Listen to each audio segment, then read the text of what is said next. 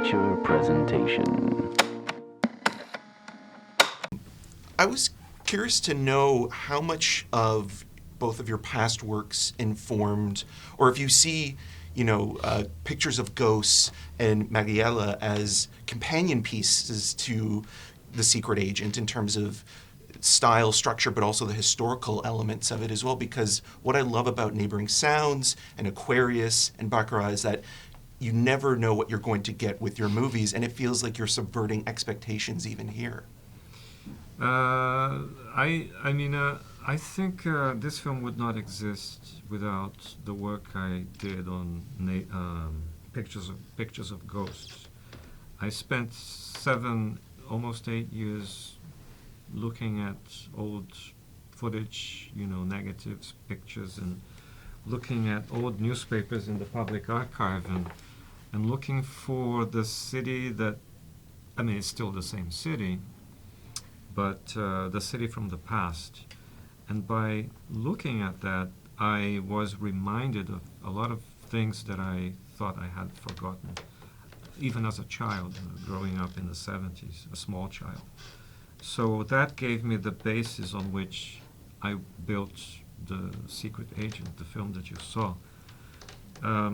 But I think there are no, it's not a coincidence that I got to work with Wagner, because he made his film Marighella, which is very much about the history of Brazil in the last 50, 60 years.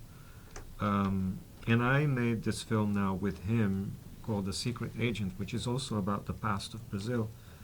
And I just reminded him in the last interview that his film has an important scene that takes place in a cinema. That's where his main character is arrested.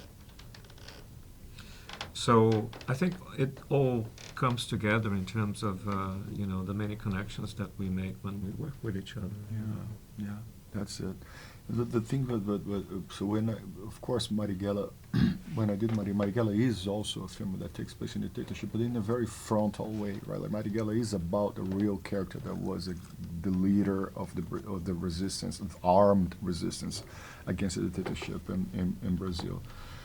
But the thing with The Secret Agent is like it's another whole thing. So like it takes place in the same time, but it's like the character that I play is not a guy who's trying to overthrow the regime. It's just a man. It's very beautiful the way Kleber builds a story about how what's around you informs who you are or who you shouldn't be, in a way. Like this guy fights to be who he is, despite of everything that's around him. He sticks with his values, despite of everything that's around him. He's not a hero. He's not a freedom fighter. He's just a man who wants to be who he is.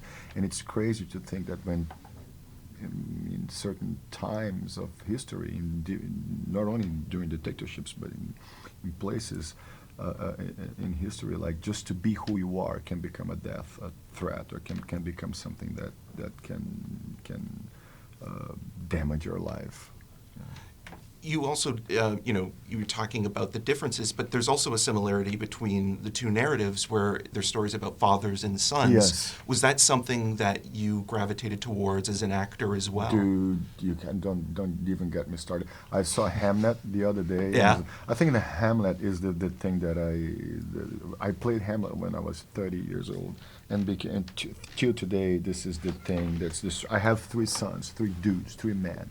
My father passed when I was very connected with him in 2011. So I see Lion King and I cry every single time.